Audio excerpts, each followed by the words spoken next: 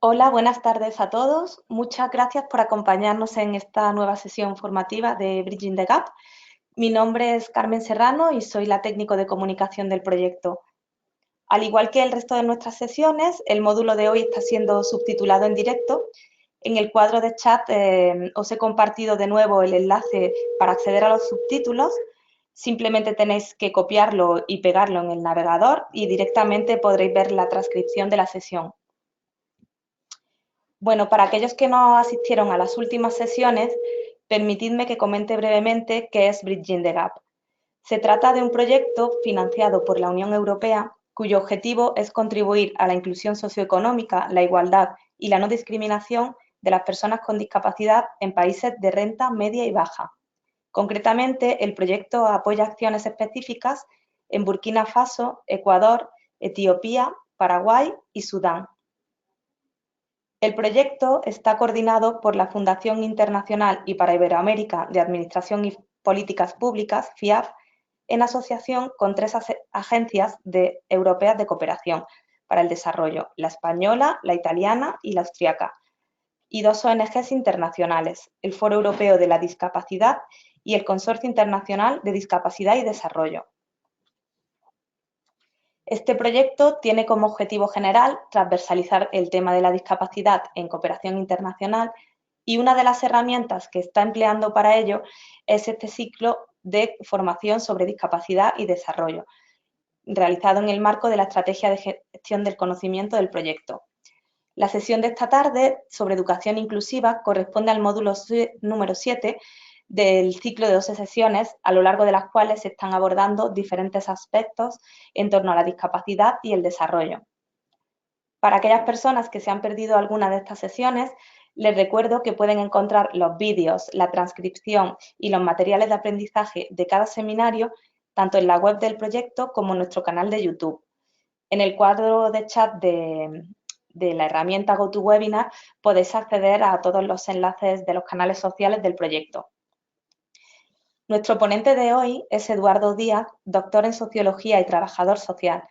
Eduardo ha sido profesor de Sociología en la Universidad Complutense de Madrid. Ha dirigido y participado en diferentes proyectos de investigación nacionales e internacionales y ha sido consultor social para la planificación y evaluación de políticas sociales sobre discapacidad e inclusión a nivel local, regional, estatal y europeo.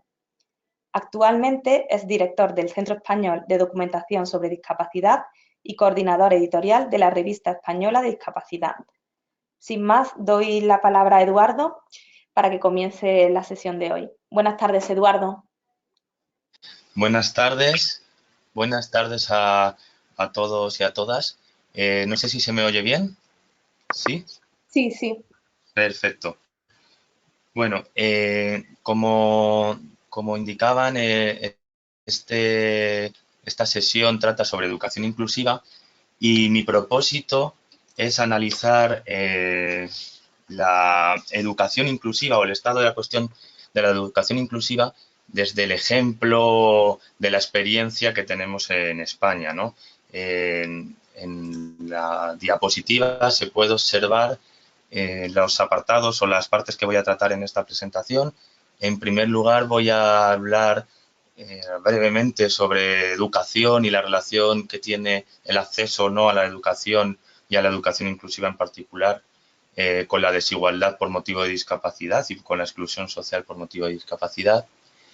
En segundo lugar, voy a recorrer la legislación internacional sobre educación inclusiva, fundamentalmente la Convención y las observaciones relativas a educación inclusiva, al derecho a la educación inclusiva del Comité de Derechos de las Personas con Discapacidad de la ONU. Y más en profundidad me voy a detener en la experiencia de la educación inclusiva en España. Por un lado, hablando sobre la evolución de la normativa, ¿no? Desde una perspectiva de educación segregada, ¿no? Del alumnado con discapacidad a la situación actual y los procesos y resultados educativos en relación con la transición de la educación, por así decir, segregada a una educación, a un modelo de educación inclusiva. Actualmente, además, en España hay podríamos decir, un conflicto, ¿no? Un momento de incertidumbre importante a la hora de dar ese paso, ese tránsito de la educación segregada a la educación inclusiva, porque hay una propuesta por parte del gobierno para hacer una adaptación hacia la educación inclusiva en un plazo de 11 años, y eso ha provocado una reacción, por así decir, tanto de centros de educación especial como de padres y madres de alumnado con necesidades educativas especiales que están en centros educativos especiales, segregados, ¿no? Por así decir. Por eso creo que es importante analizarlo y que pueda servir como ejemplo, ¿no? a esta situación para otros países en los que pueden llevarse a cabo experiencias similares. En primer lugar, como decía, es importante analizar qué implica la desigualdad en el acceso a la educación, ¿no? ¿Qué implica el acceso a una educación segregada, el acceso a una educación ordinaria, pero que no es enteramente inclusiva, ¿no?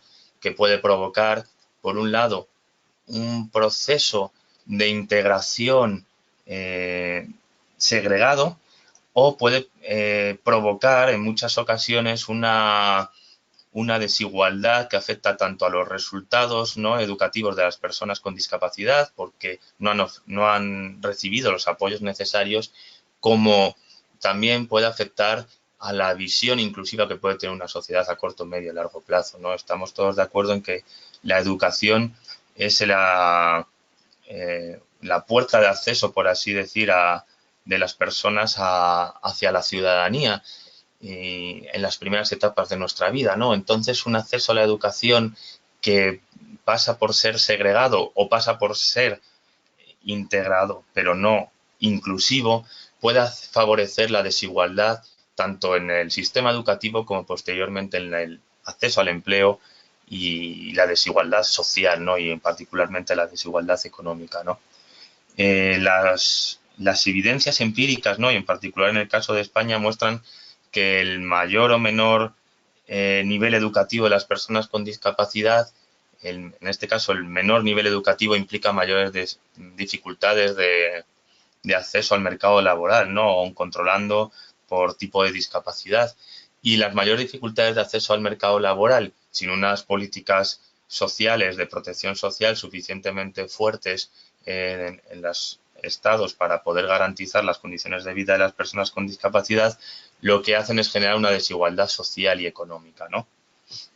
Estas cuestiones se han tenido en cuenta a nivel internacional en diferentes, bueno, sobre todo tenemos como referencia la Convención sobre los Derechos de las Personas con Discapacidad de la ONU, pero las perspectivas de educación inclusiva son muy anteriores, ¿no? Y un hito importante en esta materia a nivel internacional es la Declaración de Salamanca de 1994.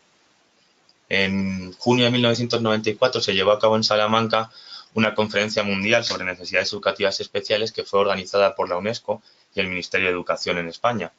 En este marco se adoptó la conocida mundialmente, ¿no?, como Declaración de Salamanca de la UNESCO, que hablaba sobre los principios, las políticas y las prácticas en la educación de las personas con necesidades especiales, ¿no?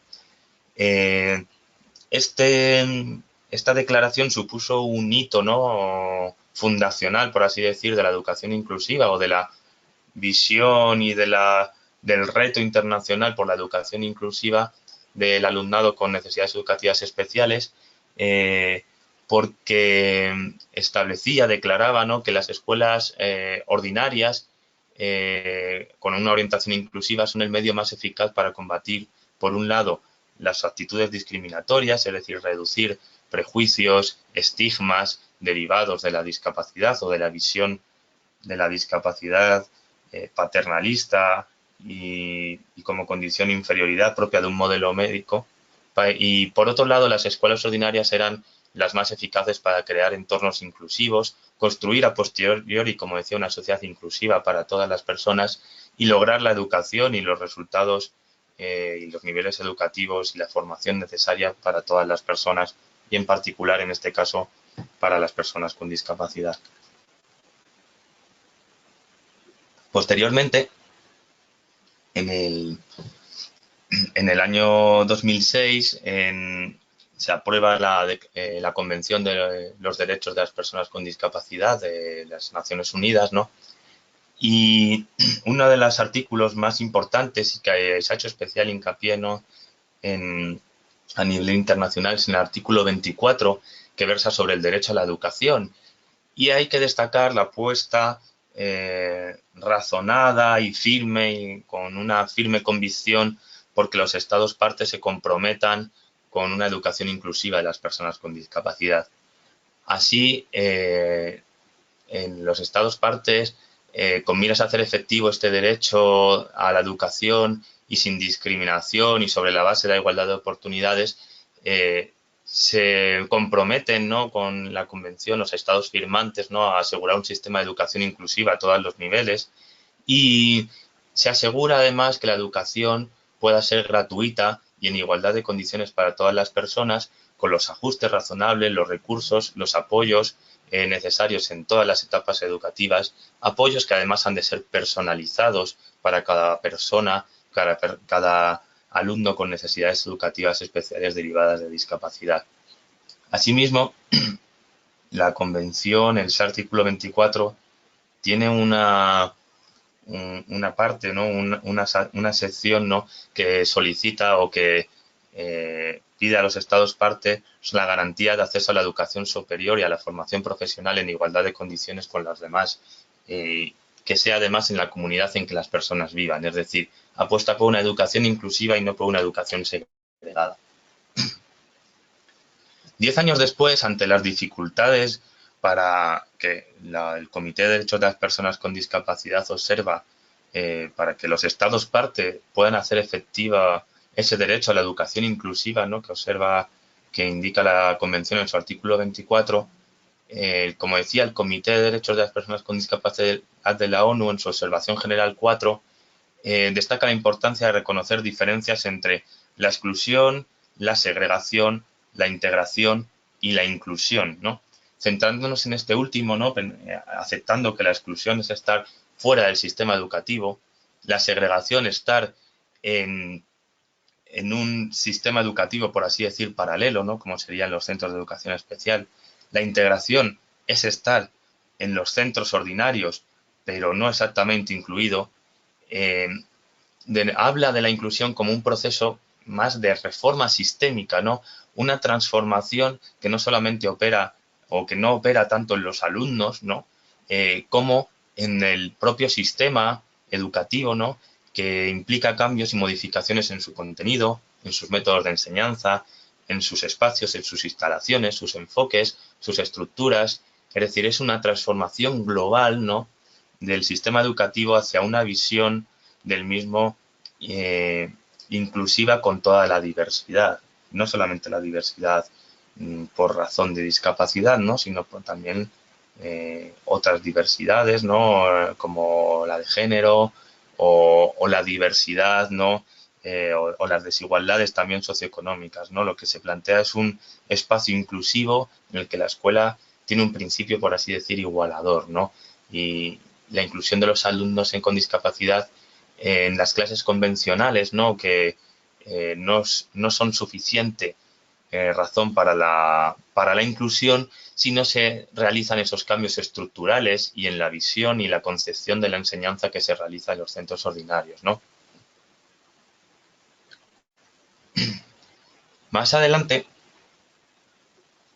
o actualmente, ¿no?, la Agenda 2030, los Objetivos de Desarrollo Sostenible que están dentro de la Agenda 2030 de la ONU, que aunque no tienen un carácter de instrumento jurídico vinculante, sí que señalan algunos compromisos y retos para los países, ¿no?, que estos se adaptan a su realidad, ¿no? Estos objetivos de desarrollo sostenible, en concreto su objetivo número 4, se centra en el reconocimiento del valor de la educación inclusiva, ¿no? El objetivo de desarrollo sostenible 4 indica que se ha de garantizar una educación inclusiva, equitativa y de calidad y promover oportunidades de aprendizaje durante la vida para todos. En concreto, este objetivo cuenta con dos metas específicas, ¿no? Una que habla sobre todo de transformar los sistemas educativos y otra que se centra en la adecuación y accesibilidad de las instalaciones y los entornos inclusivos, ¿no? En este caso, la meta 4.5, en el primer caso, habla de asegurar el acceso igualitario a todos los niveles de la enseñanza y la formación profesional, incluidos en ese acceso las personas con discapacidad. La meta 4A habla de construir y adecuar instalaciones educativas que tengan en cuenta las necesidades de los niños y las personas con discapacidad para generar entornos educativos inclusivos. Pues bien, la ONU, ¿no? El Comité de Derechos de las Personas con Discapacidad de la ONU, y ya voy entrando poco a poco en materia del caso de España, ¿no? Para ver un ejemplo, ¿no? de de cuáles son las dificultades para desarrollar una educación inclusiva en sistemas educativos que se han caracterizado históricamente por la segregación o por, si no bien la segregación completa, por el establecimiento de dos vías, ¿no? O de dos sistemas paralelos, uno ordinario, relativamente inclusivo, aunque podríamos decir entre comillas, ¿no? Pero sí por lo menos integrador de la discapacidad, y otro sistema segregador, especial, ¿no? Que atiende más a las necesidades específicas de cada persona de manera personalizada, pero que lo hace fuera de la sociedad, por así decir, fuera del sistema educativo ordinario. En ese sentido, el Comité de Derechos de las Personas con Discapacidad de la ONU ya hacía en el año 2011 a España varias observaciones, ¿no? En este caso, la observación 43, cuando España se examinó por parte del Comité de Derechos de las Personas con Discapacidad de la ONU en el año 2011 en relación con el grado de cumplimiento de la Convención, indicaba que el comité, ¿no? Su preocupación, porque había algunos casos, algunas prácticas, ¿no? En las que había un incumplimiento de la obligación de realizar ajustes razonables requeridos para personas con discapacidad, para alumnado con discapacidad en los centros ordinarios, había segregación, había exclusión por razones económicas que justificaban esa discriminación o se justificaban incluso la no escolarización en el sistema de educación ordinaria por algunos alumnos con necesidades educativas especiales en contra de la voluntad de sus padres, ¿no? O contra el criterio de sus padres, ¿no? El comité indicaba, ¿no? Reiteraba que negarse a realizar ajustes razonables para el alumnado con necesidades educativas especiales suponía discriminación, ¿no? Y que esos ajustes razonables eran una obligación por parte de los estados que firmaron la convención, y en este caso por parte de España, ¿no? Más recientemente, en 2007, el Comité de Derechos de las Personas con Discapacidad estuvo en España realizando un estudio amplio, entrevistándose con muchas personas, visitando bastantes centros educativos, ¿no? Y realizó un dictamen, un informe sobre la educación inclusiva en España, en el que indicaba, observaba, que pese que a las estadísticas del Ministerio de Educación que indicaban un porcentaje alto de inclusión educativa, o mejor dicho, de alumnado escolarizado en centros ordinarios, se observaba, ¿no? Que se perpetuaba un patrón de segregación educativa discriminatorio basado en la discapacidad, ¿no? Observaba además que en el sistema educativo español no estaba incorporado el modelo de derechos humanos de la discapacidad y que había una falta de acceso a la educación inclusiva y de calidad para para las personas con discapacidad, ¿no? Indicaba que la inclusión, entre otras muchas cuestiones, que se entendía, ¿no? como como un principio, una tendencia, un método pedagógico y no como un derecho, ¿no? El personal docente no tenía suficientemente interiorizado el derecho a la educación inclusiva de las personas con discapacidad. Indicaba asimismo que esas prácticas se mantenían a pesar de la inconsistencia con la Convención y perpetuaban un sistema de segregación discriminatorio hacia las personas con discapacidad, y que entre sus efectos uno de ellos era la invisibilización de estas personas, dejándolas fuera del sistema general, lo que suponía una identificación, una estigmatización de partida, ¿no? Que Además, se incorporaba a las personas y se prolongaba durante su ciclo vital. Ya no suponía un efecto estigmatizador en las primeras etapas de la vida, sino que se prolongaba a lo largo del ciclo vital y suponían una segregación y una exclusión de los espacios de ciudadanía para las personas con discapacidad. Por todo ello, el comité instaba al Estado español, por un lado, a eliminar esa excepción de educación segregada en la legislación educativa, que como veremos existe, y a eliminar además la segregación educativa de estudiantes con discapacidad o el sistema de segregación educativa, tanto en una unidad dentro de una misma escuela como en centros educativos especiales. Pues bien, esto es lo que indicaba el Comité de Derechos de las Personas con Discapacidad de la ONU en relación con el cumplimiento de la Convención sobre los Derechos de las Personas con Discapacidad en España en materia de educación inclusiva, ¿no? Pero es importante conocer la historia de cómo se ha desarrollado o cómo poco a poco se está realizando un tránsito del sistema educativo español hacia un modelo de educación inclusiva, siempre con contradicciones, ¿no? Y que repercute a varios niveles, ¿no? Por un lado, es importante analizar la evolución normativa, por otro lado, la evolución efectiva y real del alumnado en el sistema educativo ordinario y la evolución, ¿no?, hacia un modelo integrador de la discapacidad en ese sistema. ¿Cómo afecta esto, por otro lado, a los niveles educativos, es decir, a los resultados educativos? Y, por otro lado, ¿qué supone ahora mismo estar en este proceso, podríamos decir, de transición, ¿no?, entre, que supone además una contradicción sistémica, ¿no?, dentro del sistema educativo, ¿no?, entre, podríamos decir, un modelo de educación segregada que poco a poco va teniendo menor peso, ¿no?, dentro del sistema educativo, pero que persiste, ¿no?, y que es bastante fuerte, y, y la incorporación paulatina, ¿no?, o la instauración paulatina de un sistema totalmente inclusivo, ¿no? ¿Qué resistencias se encuentran? ¿Qué conflictos de intereses? Cosas que vamos a ver más adelante y que suponen, por así decir, una experiencia que hay que analizar cuidadosamente y con rigor, atendiendo siempre a las necesidades, ¿no?, y a los intereses de los menores con discapacidad y de sus familias, pero también tratando, pues, sobre todo, de tener la suficiente sensibilidad para que ese tránsito a la educación inclusiva no suponga ni un miedo ni una inseguridad para las familias, ¿no?, de este alumnado con discapacidad, que en muchas ocasiones han terminado derivados a la educación especial porque han tenido experiencias en centros ordinarios que no han sido ni mucho menos inclusivas, sino que han sido estigmatizadoras, ¿no?, y que han sido bastante desafortunadas, podríamos decir, ¿no? Para ello, es importante conocer, en primer lugar, de dónde venimos, ¿no?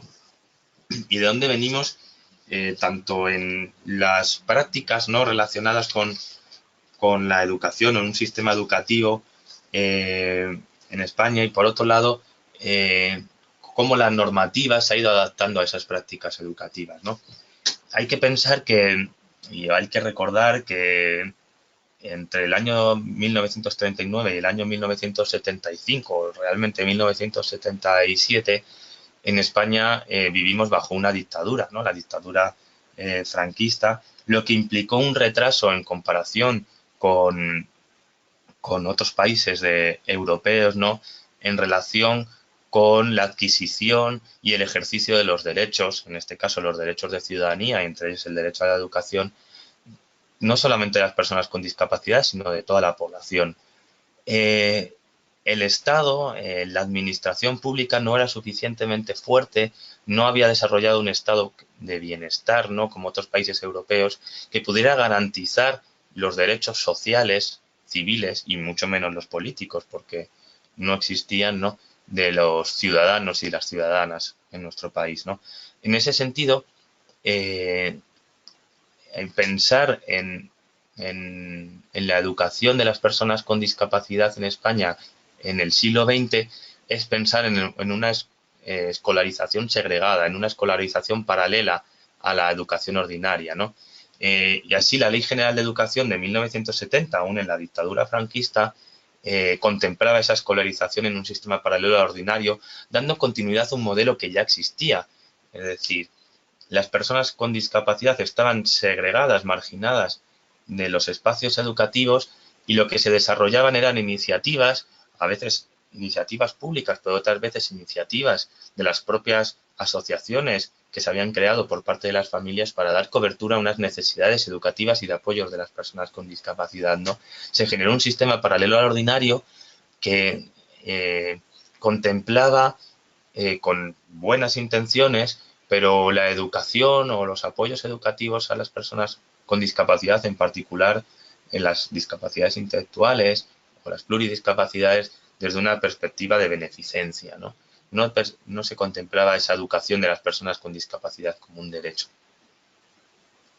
En el proceso o el inicio del proceso integrador del alumnado con necesidades educativas especiales en los centros ordinarios se inicia en el año 82 con la LISMI, la Ley de Integración Social de los Minusválidos, hoy en día derogada, pero hasta el año 85 se publica un Real Decreto sobre la ordenación de educación especial y más adelante la LOCSE, la Ley General del Sistema Educativo del año 1990, no se inicia la transición, por así decir, y la disposición de recursos para la escolarización del alumnado con necesidades educativas especiales en centros ordinarios. En el año 95 surge un Real Decreto de ordenación de la educación de los alumnos con necesidades educativas especiales que regulaba tanto las condiciones para su atención educativa como las garantías para la calidad de su enseñanza, hoy derogado por un Real Decreto 1635-2009 que además de la atención a este alumnado regula otras cuestiones. La cuestión es que el proceso progresivo de integración del alumnado con necesidades educativas especiales en centros ordinarios, aparte de hacerse de manera muy paulatina, no se hacía exento de contradicciones. Centros ordinarios que no estaban en muchas ocasiones preparados para esta atención, no disponían de profesional, aunque había profesional especializado, el profesorado ordinario no tenía suficiente concienciación y conocimiento de la discapacidad en muchos casos, lo que implicaba que el alumnado sin discapacidad tampoco tuviera conocimiento porque no se le daba a conocer en muchas ocasiones la discapacidad y los propios centros no estaban en muchas ocasiones adaptados, no disponían de recursos suficientes para atender a la discapacidad y mucho menos eran centros accesibles para el alumnado con necesidades educativas especiales derivadas de la discapacidad. Sin embargo, poco a poco las personas con discapacidad, el alumnado con discapacidad, se fue integrando en esos centros ordinarios y en el año 2006 se publica, ¿no?, la Ley Orgánica de Educación, la LOE, que es un hito importante porque obliga a las administraciones públicas a proporcionar los recursos necesarios, profesionales y profesores especializados y a proporcionar adaptaciones curriculares al alumnado con necesidades educativas especiales. Pero aún así deja abierta en situaciones excepcionales, ¿no?, o supuestamente excepcionales, la escolarización en centros de educación especial, que dependen de criterios técnicos, pero que en ocasiones pueden ser arbitrarios, de los propios centros de valoración o de los propios equipos de valoración psicopedagógica, ¿no? Esto ha implicado que en muchas ocasiones, o en algunas ocasiones, se ha escolarizado alumnado con necesidades educativas especiales, como decía antes, en centros de educación especial en contra del criterio de los padres que abogaban por su inclusión en centros ordinarios, ¿no?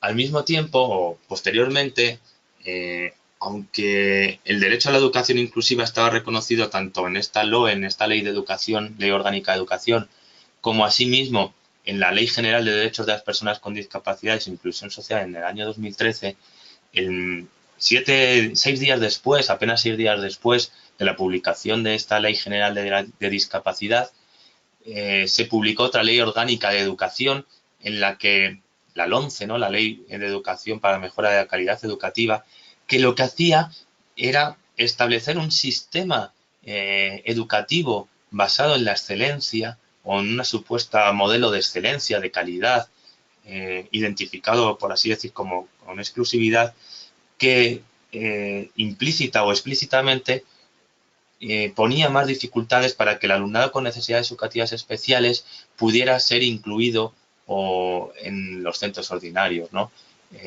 ¿Por qué?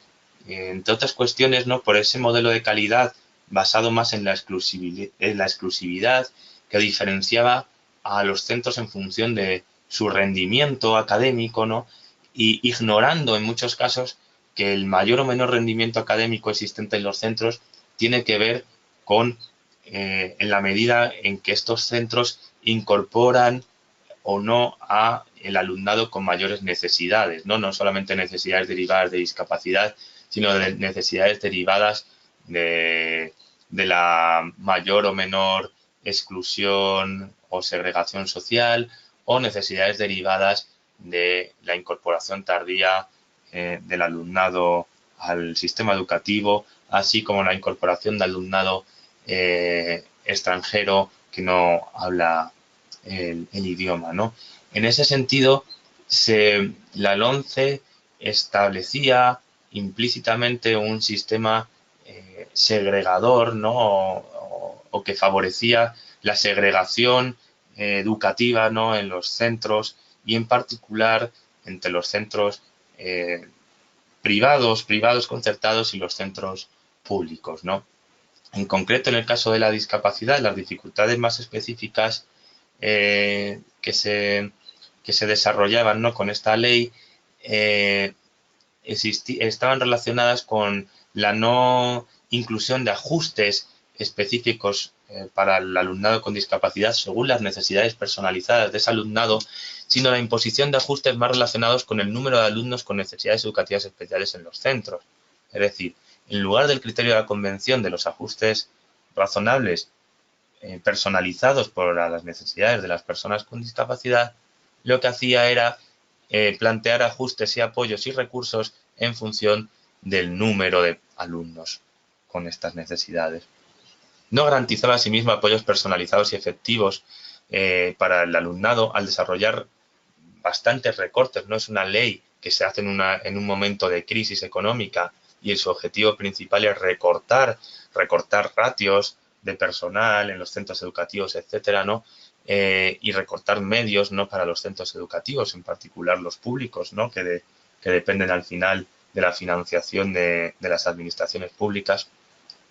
Imponía además un sistema de reválidas de acceso a secundaria, bachillerato, incluso también en el primer ciclo de primaria, que dificultaba o que podía discriminar al alumnado con discapacidad, sobre todo aquel con dificultades en el aprendizaje, para la continuidad, ¿no? De las etapas educativas o el acceso a las diferentes etapas educativas. Además, permitía a los centros incluir entre sus criterios de admisión de alumnado a los centros de secundaria, fundamentalmente a los centros de bachillerato, incluir entre sus criterios de admisión de alumnado el rendimiento académico, lo que podría afectar particularmente a las personas con discapacidad y podría afectar a la segregación escolar entre centros, por así decir, más brillantes, centros de excelencia, en los que irían los alumnos supuestamente más brillantes, teniendo en cuenta además que, que los resultados académicos están condicionados por el nivel socioeconómico de las familias. Por un lado serían centros de mayor poder adquisitivo y centros de segregación en aquellas familias con menores poder adquisitivo o con mayores dificultades de inclusión por motivo de discapacidad, por dificultades de aprendizaje, por cualquier otra tipo de necesidad educativa especial. En ese sentido, en este recorrido, ¿no? Por la legislación educativa en España, ¿no? Y del alumnado con necesidades educativas especiales, se aprecia una evolución, ¿no? Hacia una inclusión educativa, pero que no está exenta de contradicciones, ¿no? Al igual que el resto de la normativa de discapacidad, ¿no? Que aboga por la inclusión, pero que aún genera espacios segregados y genera contradicciones para esa inclusión, ¿no? Y a veces recorte de derechos, podríamos decir, ¿no? Así, el artículo 74 de la LOE, como decía antes, contempla la educación especial como excepcional, pero deja la puerta abierta para la existencia, igual que el artículo 18.3 de la Ley General de Derechos de las Personas con Discapacidad. Y de la misma manera, como decíamos, la LOMCE genera limitaciones y condicionantes para la igualdad de acceso al sistema educativo en sus diferentes etapas, lo que particularmente se agudiza en el caso de las personas con discapacidad, ¿no? En ese sentido, lo que hace el sistema, por un lado, deja la puerta abierta a un sistema segregador, ¿no? O a un sistema de educación especial, ¿no? Aunque supuestamente sea excepcional, ¿no? Pero eh, deja la existencia abierta a ese sistema, pero por otro lado reduce las capacidades de los centros educativos, la provisión de medios, apoyos, recursos, profesorado para poder garantizar una educación verdaderamente inclusiva. ¿Cómo se traduce esto? Pues si analizamos la situación del sistema educativo, podemos comprender, ¿no?, en qué medida la legislación afecta y ha afectado, así como las prácticas educativas, a tener progresivamente una mayor inclusión educativa, pero al mismo tiempo esa inclusión educativa no tiene su correspondencia en poder denominar al sistema como de educación inclusiva, ¿no? Es decir, progresivamente el alumnado se ha ido incorporando a los centros ordinarios, pero no se ha proporcionado una educación enteramente inclusiva, ¿no? A continuación os voy a mostrar algunos datos para eh, enseñaros, ¿no?, o mostraros cómo ha evolucionado la educación inclusiva, ¿no?, y las políticas educativas o la práctica de esas políticas en España, ¿no? Por un lado, es importante analizar la tasa de alumnado con necesidades educativas especiales, ¿no? Por lo general, a lo largo de los años, ¿no?, de los últimos 20 años, la tasa ha estado alrededor del 2% del total del alumnado, ¿no? Y hay una diferencia sustancial a partir del curso 2015-2016, que esa tasa ha subido hasta el 2,6%. Como España es un sistema, es un Estado que se organiza a través de comunidades autónomas, ¿no?, regiones que tienen tienen transferidas las competencias en materia de educación, se observan además muchas desigualdades en esa tasa de alumnado con necesidades educativas especiales, llegando a estar en algunas comunidades autónomas en el 5 o incluso el 6% y en otras comunidades autónomas apenas en el 1 o en 1,5%. Lo que quiere decir que en este caso, en primer lugar, una diferencia fundamental en el sistema educativo son las desigualdades o las dificultades que existen en muchas comunidades autónomas por falta de recursos, por sistemas inadecuados, de detectar al alumnado con necesidades educativas especiales derivadas de una discapacidad o que no son a lo mejor actualmente discapacidad, pero que en el futuro, si no se atienden adecuadamente, pueden originar una discapacidad. Por otro lado, y en ese sentido también es importante recordarlo, ¿no?, ese alumnado con necesidades educativas especiales puede estar incorporado a centros ordinarios o a centros de educación especial segregados, ¿no? Aunque la evolución ha sido hacia la inclusión educativa, aún en el momento actual es insuficiente, ¿no?, el número de personas o la proporción de personas que están escolarizados en educación inclusiva, ¿no? Si en el año 85-86, cuando se realiza esa reforma o ese Real Decreto sobre educación especial, había 101.000 niños en educación especial, que eran el 33% del total de alumnado con necesidades educativas especiales matriculado. En el curso 2016-2017, el último que se tiene datos, se había reducido hasta 35.000, que suponían el 17% del total de alumnos con necesidades educativas especiales. Es decir, el 83% estaría ya incluido. ¿Cuál es el problema? Si nos vamos a los datos, por ejemplo, del 2008, de la encuesta de discapacidad de 2008 y a la espera de tener nuevos datos en 2020, de aquellos que estaban en centros ordinarios, no todos estaban recibiendo apoyos, sino que el 30,7% de alumnado con discapacidad estaba en centros ordinarios, pero sin recibir apoyos para su inclusión educativa. Es decir, el sistema ordinario incorporaba alumnado con discapacidad, pero no lo incorporaba con los suficientes medios, recursos, apoyos, conocimientos, ratios de profesionales como para poder establecer o para poder indicar que estábamos hablando de un fenómeno, de un sistema de educación inclusivo. Así, si nos vamos a la distribución por tipo de enseñanza para el curso 2016-2017, el último que existen datos, ¿no? Podemos observar cuestiones muy interesantes en relación con la distribución por fases educativas, ¿no?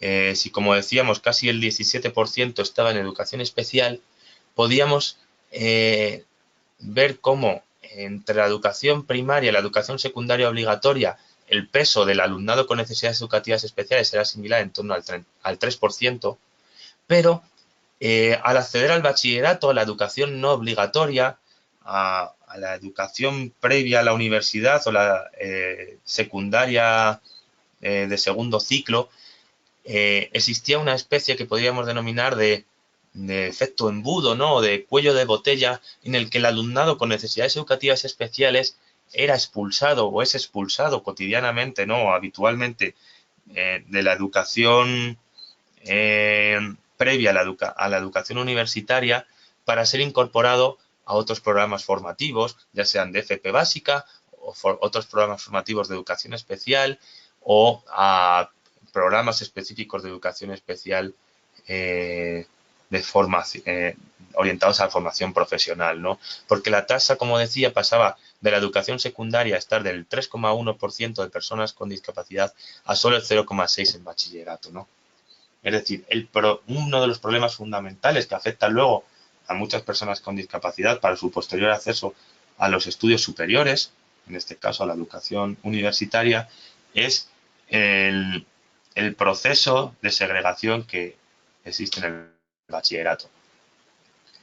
En cuanto al peso, ¿no?, que tiene el alumnado con necesidades educativas especiales en la educación inclusiva, podemos ver en este gráfico, ¿no?, cómo en los últimos 16, 17 años o 16, 17 cursos académicos ha estado siempre rondando el 80% de alumnado integrado en centros ordinarios, es decir, 1 de cada 5 estaba en centros de educación especial.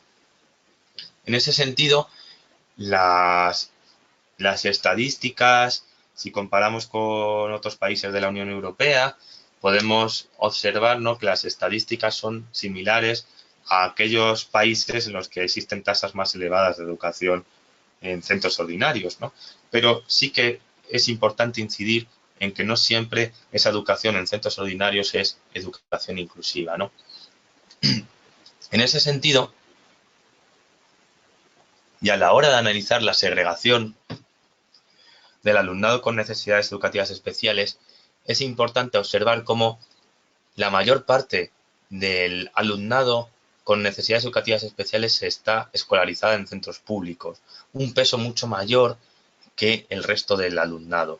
Y fundamentalmente es importante destacar cómo apenas alumnado con necesidades educativas especiales está en centros privados no concertados, es decir, no financiados por la administración pública, que en la medida, una vez que son detectados en este alumnado, suele ser expulsado, por así decirlo, puede ser enviado a los sistemas, al sistema educativo público o a los sistemas segregados de educación especial segregada.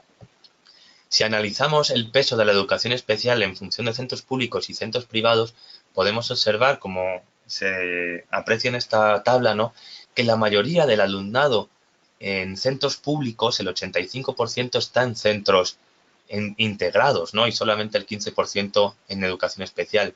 Sin embargo, en los centros privados concertados, el peso de la educación especial es del 31%. ¿Qué quiere decir esto? Que buena parte del sistema educativo, por así decir, el sistema educativo paralelo, ¿no?, de los centros de educación especial, no son centros públicos, sino que son centros privados con financiación pública, pero centros privados, ya sean de asociaciones, de entidades ligadas a la Iglesia o de otras entidades privadas, que en ese proceso, ¿no? O en ese sistema de educación especial cuentan también con algunos intereses económicos, ¿no? Que hay que tener en cuenta a la hora de analizar luego todo este fenómeno de rechazo que está existiendo a la transición hacia la educación inclusiva, ¿no? Si analizamos al alumnado que está integrado, ¿no? En los centros extraordinarios en función del tipo de discapacidad, podemos reconocer cómo el sistema educativo ordinario integra mucho mejor algunas discapacidades que otras, ¿no? Los trastornos graves de conducta, así como las discapacidades sensoriales, como la visual o auditiva, cuentan con unas tasas de integración por encima del 90%, llegando al 95,9% en el alumnado con discapacidades visuales, y sin embargo, las plurideficiencias, los trastornos generalizados del desarrollo, las discapacidades intelectuales y también las discapacidades motoras presentan tasas de inclusión o de integración en centros ordinarios muchísimo menores. Es decir, nuestro sistema educativo, el sistema educativo español, está mucho más adaptado, es mucho más accesible e inclusivo para unas determinadas discapacidades frente a otras. ¿Por qué? Porque los recursos, o porque por un lado algunas discapacidades requieren más recursos, pero por otro lado se han centrado a veces más los recursos en dar respuesta a unas determinadas necesidades frente a otras, ¿no? O no se han dado impulso a la cobertura de las necesidades o la cobertura de suficientes recursos para dar respuesta a las necesidades de parte del alumnado con necesidades educativas especiales. Antes ya he comentado, y me salto esa gráfica porque ya he comentado el caso, ¿no? o la comparativa con Europa, ¿no? Pero a la hora de analizar la educación inclusiva creo que es importante tener en cuenta dos cuestiones fundamentales, ¿no? Por un lado, hablar del acceso a la educación como un proceso y por otro lado, hablar de la educación como resultados, ¿no? En muchas ocasiones analizamos la educación como resultados teniendo en cuenta el nivel educativo alcanzado por las personas con discapacidad, ¿no? Pero también hay que tener en cuenta la educación como un proceso porque es lo que va a condicionar los resultados educativos de esas personas con discapacidad y al mismo tiempo también va a condicionar que la sociedad a posteriori sea inclusiva o no con las personas con discapacidad, ¿no? Con necesidades educativas especiales, ¿no? Como decía, teniendo en cuenta la educación como proceso, tenemos que tener en cuenta si se están detectando adecuadamente las necesidades educativas especiales del alumnado. En muchos casos, esas necesidades educativas especiales no implican una discapacidad, sino que pueden ser preventivas de la discapacidad, es decir, una detección de necesidades específicas puede ayudar a prevenir discapacidades futuras o dificultades de aprendizaje que pueden afectar al desarrollo del alumnado a lo largo del ciclo educativo.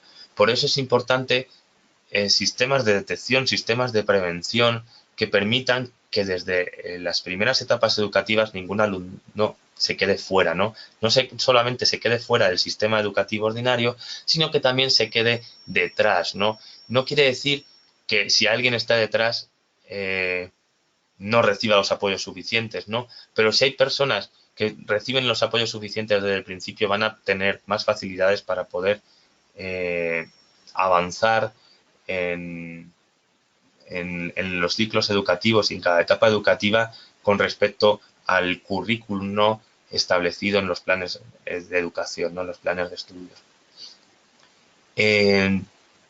Lo que demostrábamos, ¿no? Y lo que veíamos con los datos que enseñaba en los gráficos y tablas anteriores es que la educación pública en España, aunque tiene un peso mucho más bajo que en otros países, sigue siendo clave, es muy importante para garantizar la educación del alumnado con necesidades educativas especiales en centros ordinarios, lo que da cuenta del efecto inclusivo y la importancia, ¿no? de la existencia de sistemas de educación públicos para garantizar una educación inclusiva e igualitaria como por la que aboga la Convención de la ONU, ¿no? Como decía, ¿no? Y como mostraba antes, los centros privados apenas incorporan alumnos con necesidades educativas especiales y esa tasa, ¿no? de centros concertados, ¿no? Con financiación pública, pero privados, se debe más a los conciertos de centros de educación especial que a centros ordinarios que incluyen alumnado con necesidades educativas especiales. Sin embargo, es importante destacar y mantener y tener siempre en cuenta que la escolarización en centros ordinarios no es una condición suficiente para hablar de educación inclusiva, porque como veíamos, el 30% del alumnado no recibía apoyos aunque estaba escolarizado en centros ordinarios en el año 2008, ¿no? Todos estos problemas, ¿no? que aparecen en el sistema educativo, en los procesos de escolarización del alumnado con necesidades educativas especiales, se tienen un efecto importante en los resultados educativos de las personas con discapacidad, lo que a posteriori va a implicar unas mayores o menores dificultades de acceso al empleo y de acceso a las, podríamos decir, a las condiciones, a unas condiciones sociales suficientes, ¿no? A la igualdad de derechos y a la igualdad de oportunidades, ¿no?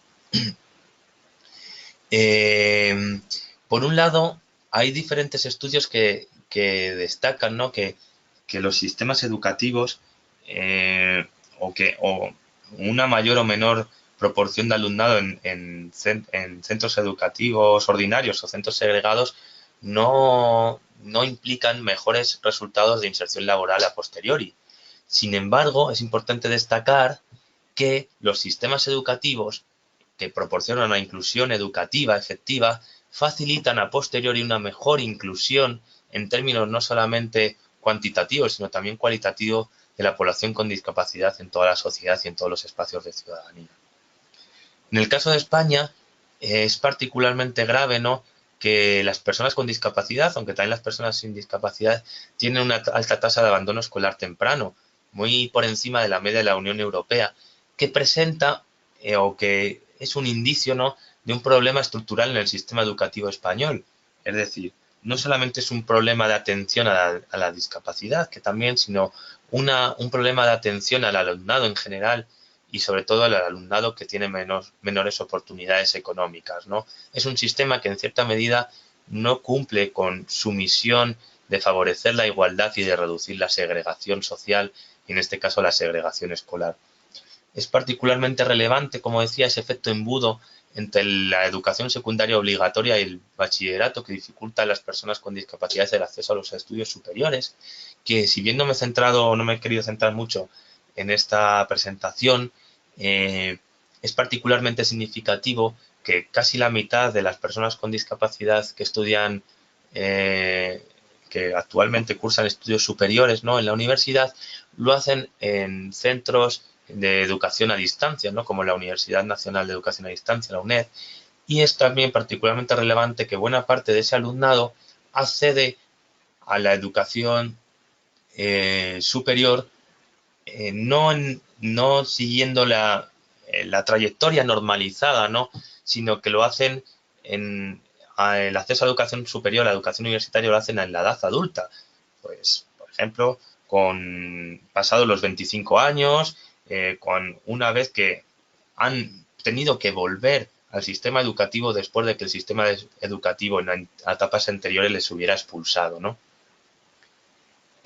Por otro lado, el nivel educativo de las personas con discapacidad es mucho menor que las personas sin discapacidad, aun controlando la variable, ¿no? o las dificultades en el aprendizaje. Es decir, si comparamos a personas con y sin discapacidad, personas con discapacidad que no tengan dificultades en el aprendizaje, su nivel educativo es mucho menor que las personas sin discapacidad, lo que da indicios de la escasa capacidad que ha tenido el sistema educativo español a lo largo de los años o en el pasado y aún en el presente para garantizar la igualdad de acceso y luego la igualdad de resultados de las personas con discapacidad en nuestro país, ¿no?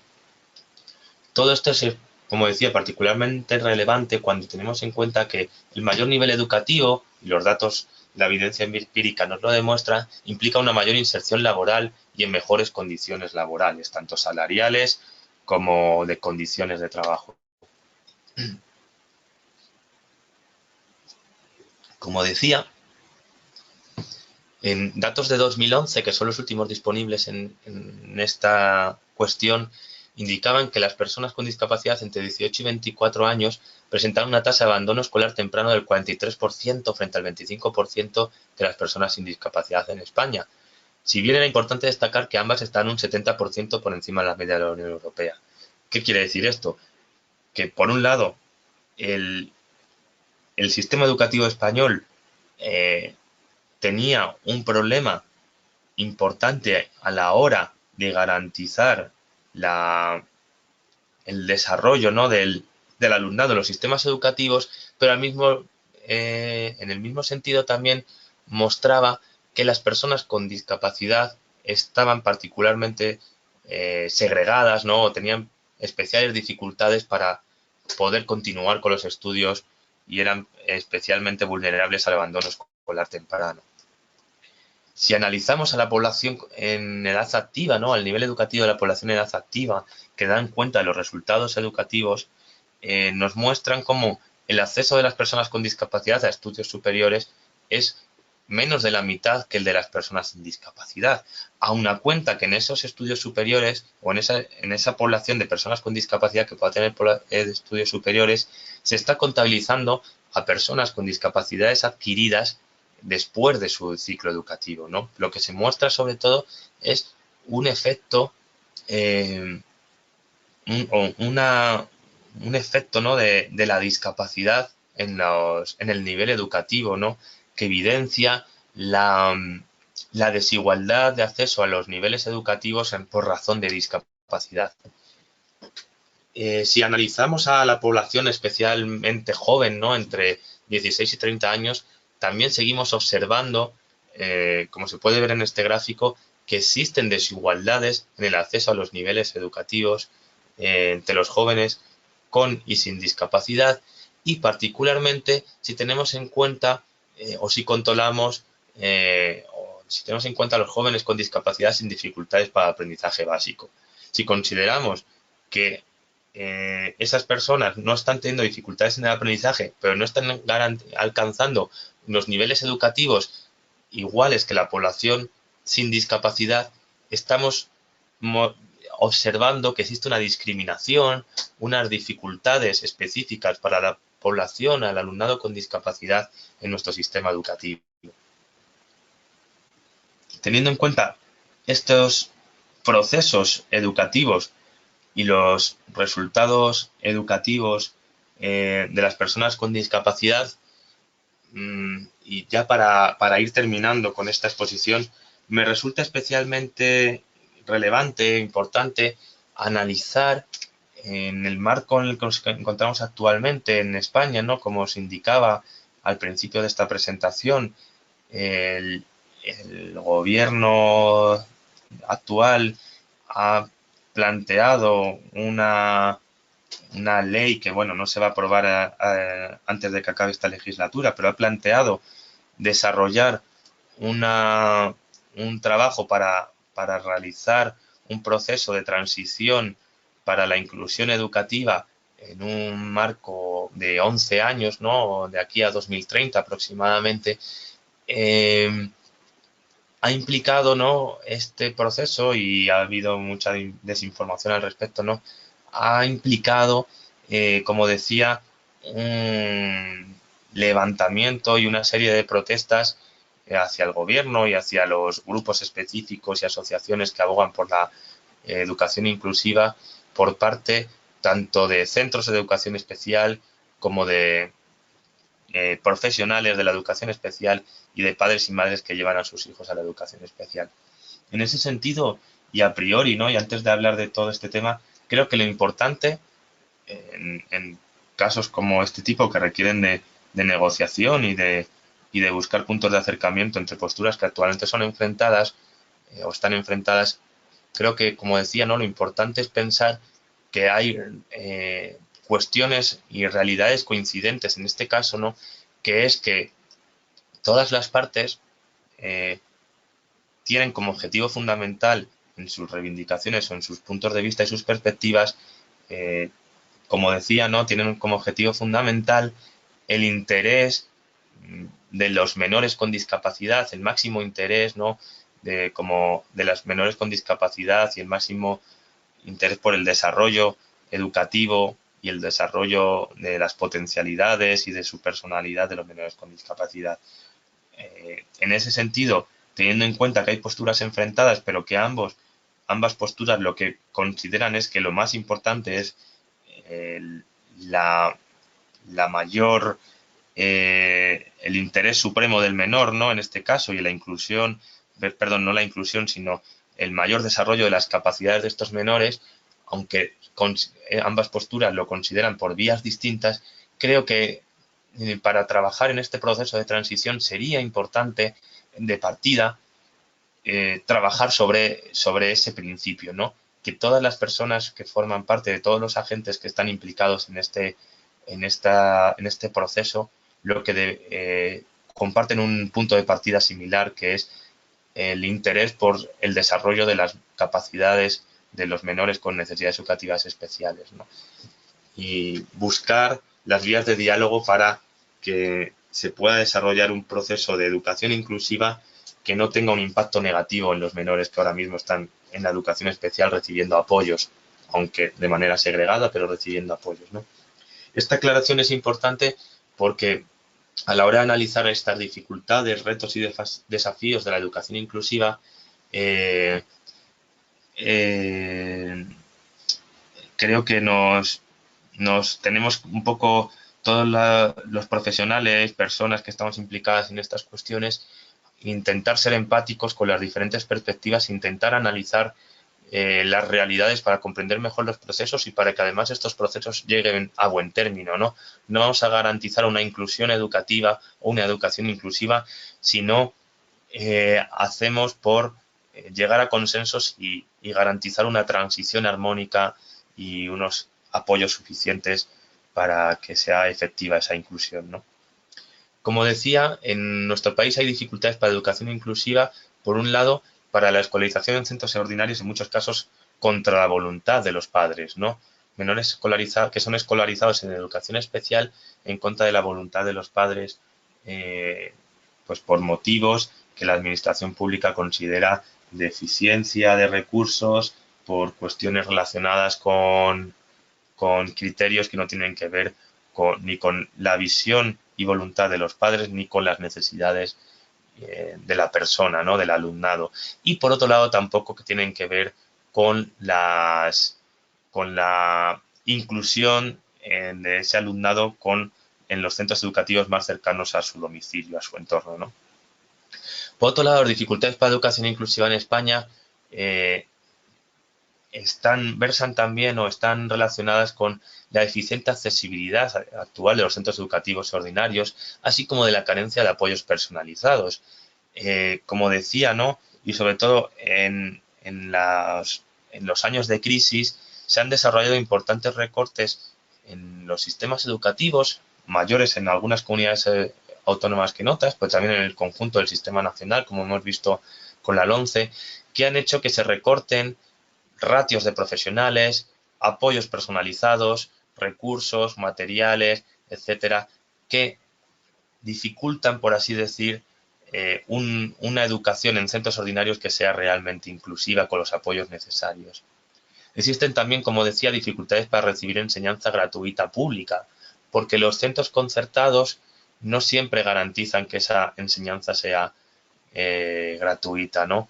Y no, además no siempre garantizan que, o en muchas ocasiones, los centros públicos son los que asumen, por así decir, al alumnado con necesidades educativas especiales que en muchas ocasiones es expulsado o segregado de los centros privados y de los centros concertados. Como decía, falta profesorado de apoyo y de profesionales cualificados.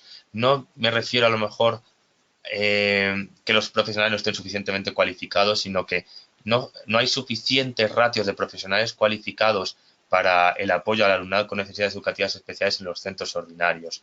Faltan además adaptaciones curriculares y al mismo tiempo, y un problema muy importante que en muchos casos no se está teniendo en cuenta, las malas experiencias de educación de alumnado con necesidades educativas especiales en centros ordinarios, es decir, experiencias de integración en centros ordinarios que no son centros inclusivos, hacen que los alumnos, los menores con discapacidad, sufran situaciones de acoso escolar por razón de su discapacidad, que revelan experiencias traumáticas que en muchos de esos casos han sido los que han originado que a posteriori familias opten por que sus hijos vayan a la educación especial. Es decir, si no hay una suficiente concienciación tanto del profesorado como de los propios centros, si no hay centros verdaderamente inclusivos a todos los niveles, tanto en lo estructural como en los medios, como en lo simbólico, no vamos a poder hablar de educación inclusiva, porque puede haber integración en los centros, pero puede haber acoso escolar y segregación y exclusión dentro de los centros o marginación, ¿no? Creo que estas dificultades son importantes destacarlas, ¿no? En el caso del conflicto abierto ahora mismo entre educación especial e inclusiva en nuestro país, creo que hay 4 factores fundamentales, ¿no? Que hay 4 dimensiones, ¿no? Que es importante tener en cuenta, ¿no? Hoy ahora mismo, bueno, ha habido manifestaciones, ha habido protestas, ha habido escritos, ¿no? Contra este proceso de transición hacia una educación inclusiva. Hubo una iniciativa legislativa popular a favor de la inclusión educativa, o mejor dicho, educación inclusiva en la Comunidad de Madrid, que tuvo una respuesta importante por parte de los centros de educación especial, que hizo que los partidos políticos de la Comunidad de Madrid, que en su momento estaban todos a favor, en consenso, por esa iniciativa legislativa popular, 2 de ellos recularan, ¿no? y decidieran no apoyarla, ¿no? En ese sentido, en ese conflicto que indicaba, ¿no? Hay 4 cuestiones fundamentales que tener en cuenta que tienen que ver con los intereses que tienen los diferentes agentes, ¿no? Por un lado, existe un miedo y resistencias de las familias de alumnado en centros de educación especial a que su inclusión en los colegios ordinarios suponga un deterioro en su atención.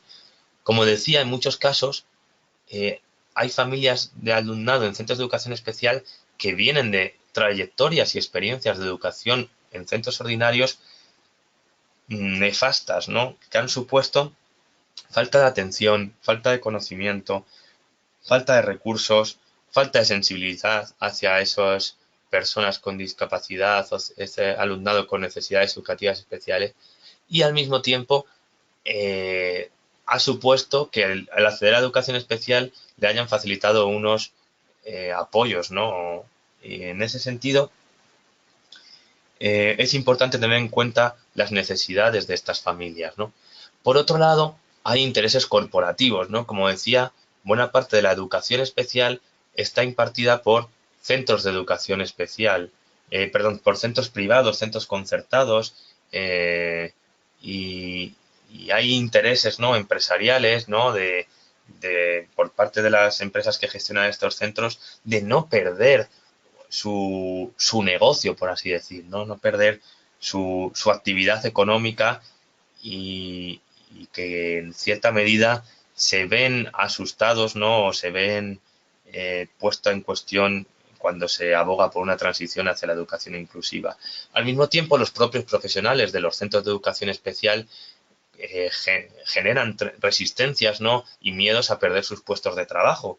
Son profesionales especializados en la atención al alumnado con necesidades educativas especiales, con los apoyos específicos y se genera cierto miedo, ¿no? a esa inclusión, perdón, a esa transición a la educación inclusiva. Y al mismo tiempo se han generado muchas campañas de desinformación y de desconocimiento, de fake news, acerca de la eliminación de los centros de educación especial, de que se va a discriminar al alumnado, de que no se van a a hacer transiciones en las que tengan en cuenta las necesidades específicas, etcétera, ¿no? Y en ese sentido es importante tener en cuenta que esas fake news que están condicionando el debate están perjudicando gravemente a los intereses del conjunto de alumnado con discapacidad y del conjunto del sistema educativo, ¿no? Dentro de ese marco, ¿no?, que tenemos en la actualidad, ¿no?, yo creo que es importante tener en cuenta al menos 6 requisitos para la educación inclusiva, ¿no? Y que tenemos que tenerlos presentes y siempre presentes y previamente, ¿no?, a hacer ese proceso de transición hasta que garantizar que el 100% del alumnado esté en centros ordinarios, ¿no? Por un lado, tenemos que contar con recursos económicos y medios técnicos y materiales suficientes, con dotaciones y equipamientos accesibles para que los centros puedan ser inclusivos. Se tiene que contar también con suficientes profesionales en esos centros ordinarios. Aparte de profesionales de apoyo, se precisa una formación adecuada de los profesionales no especializados, es decir, de los tutores, los profesores de las materias básicas, de las materias especializadas, que permitan tener una sensibilidad y un conocimiento de la discapacidad para la atención y los apoyos no específicos, sino también generales, y las adaptaciones de las aulas y de las adaptaciones de las enseñanzas para que sean inclusivas para todo el alumnado. Por otro lado, como decía, no es muy importante el cambio de actitudes hacia la diversidad y la inclusión, tanto en el alumnado como en el profesorado, para prevenir el bullying y el acoso escolar, porque hay estudios que revelan que buena parte del alumnado con discapacidad en centros ordinarios, al menos en el caso de España, ha sufrido experiencias graves o muy graves de acoso escolar. Asimismo, una transición hacia una educación inclusiva ha de ser paulatina, prudente, ha de informar bastante bien de en qué consiste este proceso, ¿no? Y ha de incorporar y transferir el conocimiento y la experiencia de esos centros de educación especial a los centros ordinarios, así como incorporar a los profesionales de dichos centros a establecer y realizar los apoyos en los centros ordinarios. Todo el conocimiento que a lo largo de estos años se ha desarrollado en los centros de educación especial ha de ser valorado, conocido, respetado y transferido, incorporado a las prácticas educativas que se realicen en los centros ordinarios. En ese sentido, los centros de educación especial podrían ser o bien centros de recursos y apoyos incorporados plenamente al sistema de educación ordinaria, que puedan establecerse en red y cercanos a los centros de educación ordinaria, o bien puedan pasar en un proceso también de transición paulatina a convertirse en centros educativos ordinarios que incorporen esa experiencia de atención a la diversidad y a la atención al alumnado con necesidades educativas especiales a las prácticas de educación ordinaria. En ese sentido, yo creo que hay muchísimos retos para la educación inclusiva y que un cambio de modelo o la consolidación de un modelo tan importante en una realidad tan importante como es la educación requiere trabajar bastante bien todas las dimensiones, todas las variables que entran en juego, todas las necesidades, miedos, temores y específicos, ¿no?, que tienen los diferentes agentes que forman parte del sistema educativo, de la comunidad educativa, para que no para que la respuesta que dé el sistema educativo a las personas con discapacidad y para que el modelo de educación inclusivo que dé garantice que nadie se quede fuera ni que nadie se quede atrás. En conclusión, y para finalizar con esta presentación, que espero que no se haya hecho excesivamente larga, aunque quizá me he extendido un poco más del plazo previsto, ¿no? En resumen, ¿no?, creo que las desigualdades, o creo que hay que destacar que las desigualdades en acceso a la educación, como decía al principio, son el primer eslabón de otras desigualdades sociales, las laborales, las económicas, etcétera, y que la falta de educación inclusiva es el primer paso para que una sociedad no sea inclusiva, porque no va a reconocer y no va a saber adaptar o, o constituirse como sociedad abierta e inclusiva hacia toda la población y hacia todas las necesidades, ¿no? Como hemos visto, la escolarización en el sistema ordinario, que en el caso de España es de 4 de cada 5 alumnos, es una condición necesaria, pero no es una condición suficiente para la inclusión, pues hacen falta recursos profesionales y un cambio en la concepción del propio sistema educativo que incorpore e integre los conocimientos específicos para atender a las personas con discapacidad, pero que cambien el modelo de educación y que desarrolle un sistema que no sea tan competitivo, sino que sea integrador de todas las realidades y todas las necesidades. Como decía, hacer efectiva esa educación inclusiva requiere una transición paulatina de un sistema de dos vías, como sucede en España, ¿no? Ordinaria y especial, a un único sistema con los apoyos, recursos y profesionales suficientes que hagan posible esa educación inclusiva. Lo que implica también, como decía, que dotar de valor tanto a los centros actuales de educación especial como a los profesionales que actualmente y que durante muchos años han trabajado de manera específica e individualizada con las personas con discapacidad en estos centros de educación especial. Sobre todo porque en muchos casos en los centros de educación especial, como veíamos además, se han escolarizado alumnos con plurideficiencias, ¿no? Pluridiscapacidad, así como alumnado con discapacidades intelectuales y trastornos generalizados del desarrollo, que requieren por lo general más apoyos que otros alumnos que sí que han sido escolarizados en centros ordinarios, como los alumnos con discapacidades sensoriales, ya sean visuales o auditivas, ¿no? Y una cosa que quiero destacar, ¿no?, antes de acabar, es que para este cambio de modelo y para incorporar e interiorizar un sistema educativo totalmente inclusivo, se requiere un cambio de visión, se requiere concienciación y un cambio de visión de lo que es la educación, ¿no? Que no esté solamente basada en la adquisición de competencias, en la adquisición de resultados académicos, que también son importantes, pero que también se ponga en el centro de este sistema educativo la formación en valores y que sirvan, ¿no?, para promover un nuevo modelo de sociedad más justa, más inclusiva, más equitativa y que integre e incorpore a todas las personas independientemente de sus funcionalidades y independientemente de sus necesidades, ¿no? Favoreciendo que todas las personas reciban los apoyos que necesitan para sus necesidades, para satisfacer sus necesidades y que puedan desarrollar al máximo sus proyectos de vida, sus trayectorias por un lado educativas y posteriormente sus trayectorias laborales o sus trayectorias sociales. Nada más, muchísimas gracias y nada, espero que os haya resultado interesante. Muchas gracias, Eduardo. Pues tenemos todavía tiempo para responder a un par de preguntas que han dejado aquí. Te las voy comentando. Una es de Ignacio Velo en relación con la polémica que has comentado del cambio de modelo de educación inclusiva en España. Y, Ajá. y él pregunta que, bueno, comenta que se trata de una polémica generada que entiende por el cumplimiento estricto de la Convención, pero que si bajamos a la realidad, eh, ¿cuál es tu opinión? ¿Qué piensas sobre si es posible dicha inclusión en los colegios públicos, si hay recursos suficientes o estamos buscando una situación ideal olvidándonos de la realidad de los estudiantes y sobre todo de los pocos recursos con los que cuenta ahora mismo el sistema?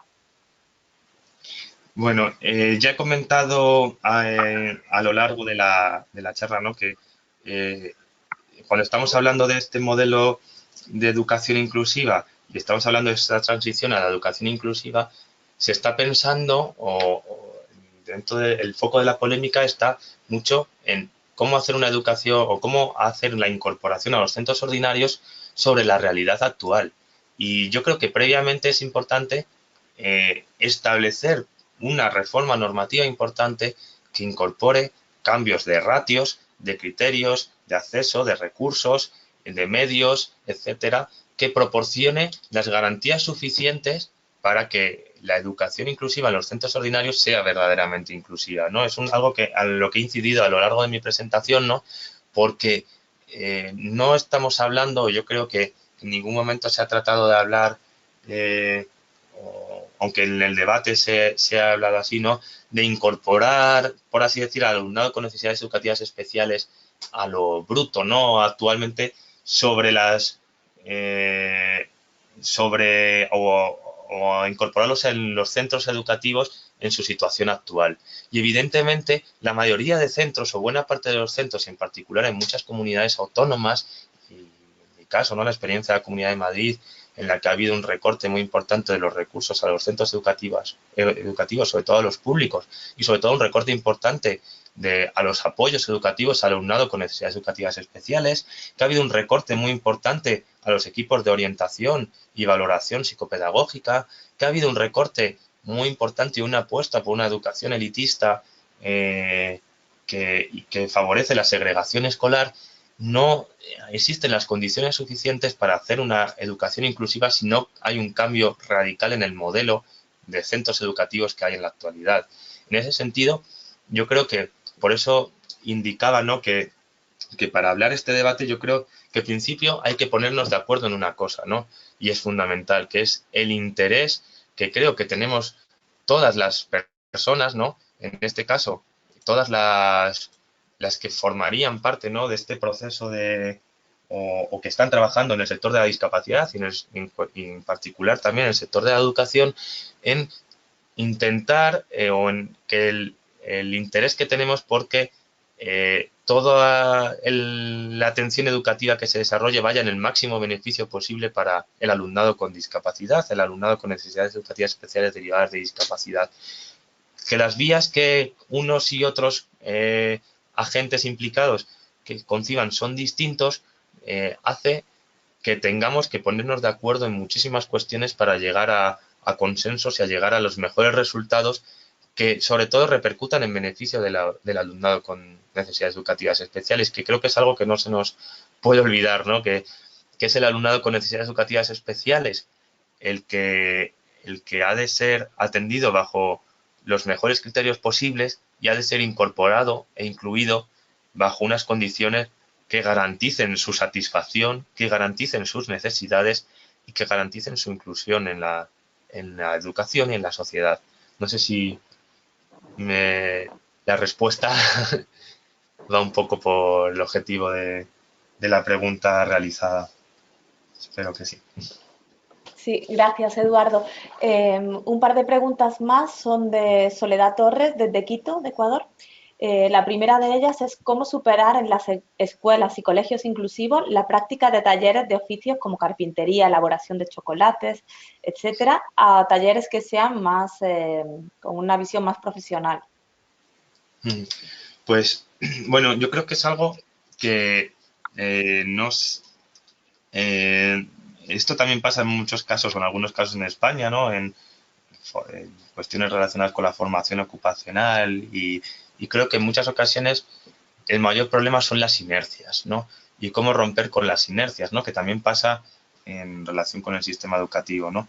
Y cuando nosotros queremos transformar una realidad como esta, ¿no? El desarrollo de sistemas o de acciones formativas que siempre versan sobre lo mismo, ¿no? Y no pensamos en formaciones más ocupacionales orientadas al trabajo, yo creo que lo que tenemos que hacer es planificar y ver la realidad de una manera más estratégica, ¿no? Por un lado, a lo mejor en un momento hay que parar y hay que, por un lado, analizar, estudiar las necesidades de las personas. Por otro lado, hay que incorporar esas necesidades y ese análisis de la realidad a la planificación, ver qué se espera, qué no se espera. Y con la planificación que hagamos de posibles actividades formativas, ir probando a nuevas actividades formativas que puedan ser incorporadas progresivamente para dar respuesta a las necesidades formativas de las personas con discapacidad en este caso, ¿no? Y, e ir pensando progresivamente en incorporar formaciones ocupacionales que permitan, en cierta medida y en función también de las demandas existentes en el mercado de trabajo, ¿no? Que permitan a la larga o a corto, medio o largo plazo la incorporación de las personas con discapacidad que están realizando esos talleres formativos a trabajos, ¿no? O al mercado de trabajo ordinario, ¿no? Pero yo creo que sobre todo lo que hace falta es romper con las inercias y y planificar y detectar necesidades y planificar de cero. Y detectar también no solo necesidades, sino también oportunidades, ¿no? En función de los perfiles que tienen tus destinatarios de la formación, a ver qué se puede generar, qué se puede crear. Gracias, Eduardo. Y la segunda pregunta de Soledad es si la educación inclusiva es igual para niñas y mujeres con discapacidad que para niños y hombres con discapacidad. Pues debería serlo, porque la educación inclusiva está pensada para todas las personas, para todo el alumnado, ¿no? Y, bueno, los Objetivos de Desarrollo Sostenible 2030, ¿no? Están hablando de la educación inclusiva no solamente de la perspectiva de la discapacidad, sino desde una perspectiva general de todo el alumnado y sobre todo también inciden muchísimo en las desigualdades y en la discriminación de género, ¿no? Una educación verdaderamente inclusiva no solamente ha de tener en cuenta las necesidades por razón de discapacidad, sino también tiene que tener en cuenta las necesidades y las desigualdades previas de género, las discriminaciones de género para derribar esas barreras.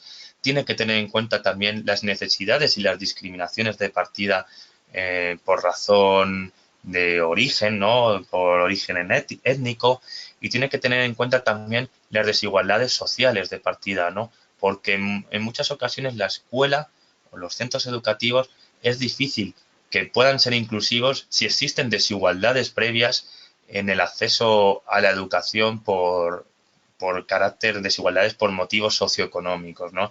Entonces yo creo que eh, hablamos, ¿no?, de desigualdades y de discriminación interseccional, y en ese sentido, para hacer una educación verdaderamente inclusiva tenemos que tener en cuenta todas esas desigualdades que forman un marco bastante complejo y trabajar conjuntamente para dar respuesta a todas esas desigualdades y necesidades específicas.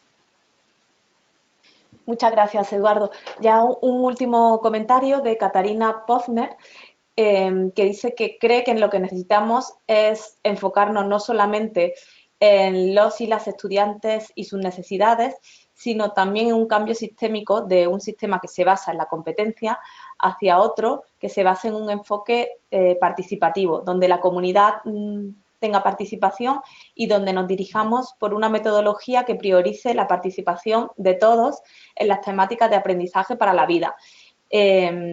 Este sistema se llama Diseño Universal para el Aprendizaje y enfoca a todos y todas los estudiantes de igual manera.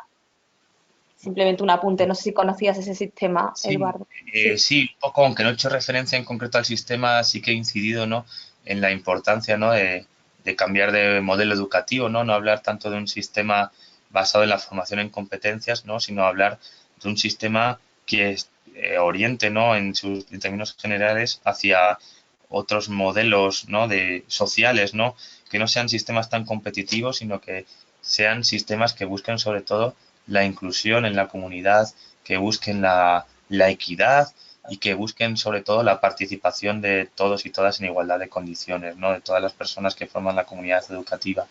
Por eso he querido incidir, ¿no?, y estoy de acuerdo con el comentario, ¿no?, he querido incidir que no solamente en los apoyos y la respuesta que se ha de dar a este alumnado, ¿no?, sino en el cambio y la transformación del propio sistema educativo hacia otro modelo.